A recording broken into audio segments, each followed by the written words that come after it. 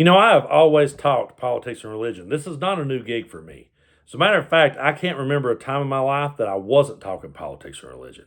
I can remember being 8 years old and talking about the Bush and Dukakis election with my grandfather. And every election after that, I would nerd out talking to my uncle about it. I would go over to my uncle's house during election seasons and we would sit around talking about it. And I was always excited. While every other kid was getting excited about the Super Bowl, I was getting excited about the next election.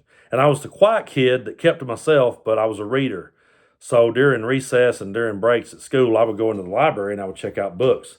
And I would read every historical event I could, study them all. I got big into reading Hunter S. Thompson. He was a hero of mine. Got big into reading political strategists like James Carville. And so it's just been something that's always fascinated me. And I grew up on the East Tennessee Kentucky border. So I live in a very red part of the world. I've been debating politics with the other side my entire life. And I remember a time when the Republican Party was the party of personal responsibility and accountability. And they were the party of pull yourself up by your bootstraps. They were the party of morals and values, at least that's what they preached to me. And they were the party of law and order, and they were the party of supporting the troops. And over the years, the debates we would have would get pretty heated, but at the end of the day, we could walk away and say, well, okay, we agree to disagree on that. I don't ever remember back in those days being called a communist.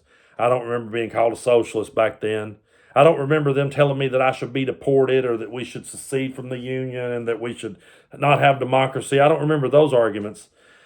I just remember disagreeing, and I remember them making me think and me making them think, and us both walking away and going our separate ways. But they were the party of all these things, morals and values, and all the things I mentioned. And then Donald Trump shot down that escalator. And everything that they ever warned me about, they embraced with him. Everything that they ever preached about, they threw out the window for him. And to somebody that's been paying attention their entire life, it's been a roller coaster of a ride watching everybody completely do an about face on everything they ever stood for and everything they ever believed, all because of one dude, all because of something one guy said or one guy did. I remember when Clinton was president, all I heard, he's immoral. He cheats on his wife. He's a party animal. And I'm over here going, yeah, I know, he does not belong on the Wheaties box. I'll give you that all day long. But hey, he's been pretty good for the economy. Oh, we don't care about that. We just need morals and values back. And now they embrace Trump. Brags about groping women. And they say, oh, it's just locker room talk.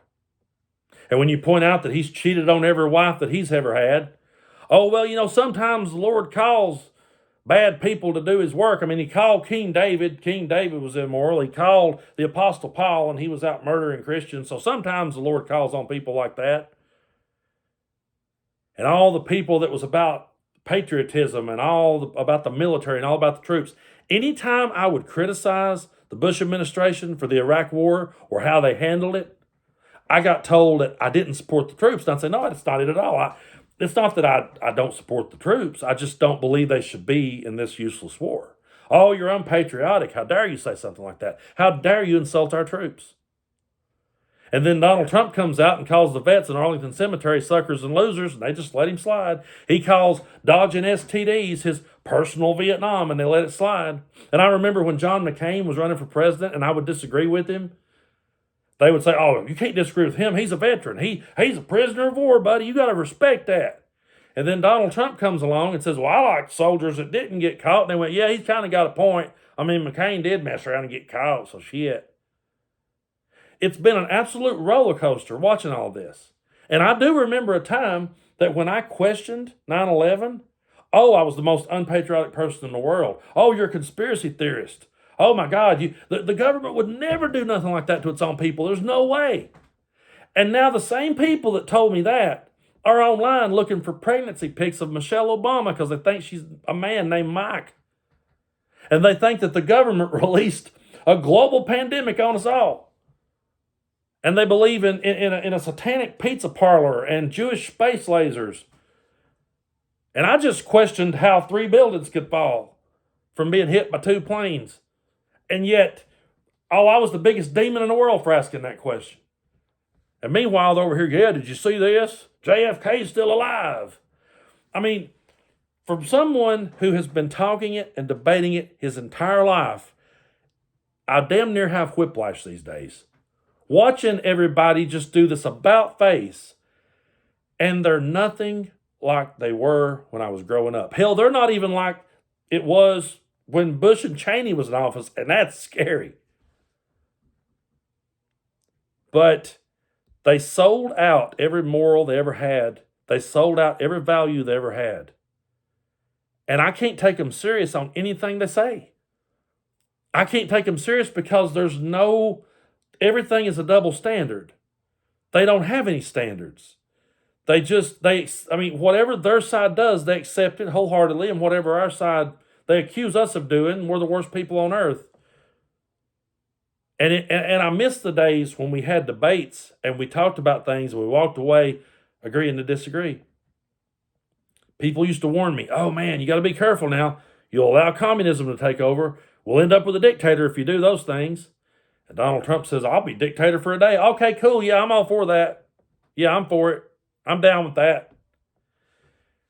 You just imagine you've been doing this since you was a kid and you watch people turn on a dime like that.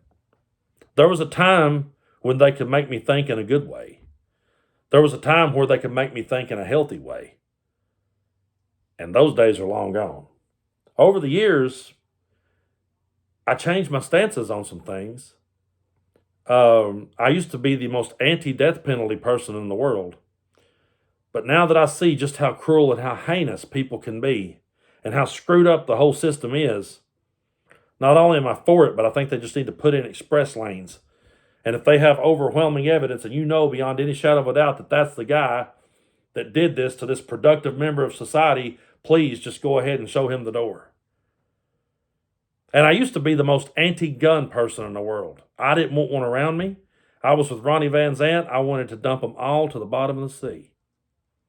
I changed my stance on that, not for the reason you may think.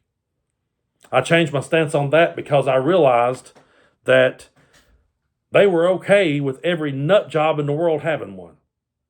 They were okay with it being the number one killer of our children. They were okay with all of that. And they said out loud, we ain't going to fix it. We're not going to do nothing about it. Meanwhile, they buy into every conspiracy theory now and they paint people like us as the enemy. They say we should be deported. They say we shouldn't even have a vote. So yeah, I don't really leave the house without one now. Because that's what a screwed up world we're in. But I tell you what, if I could go back in time, I would love to be able to go back with everything I know now and sit down in front of that grandfather in 1988 and say, guess what, Papaw? And I do believe he would turn around and go right back to his grave before he would want to stand here and look at this shit.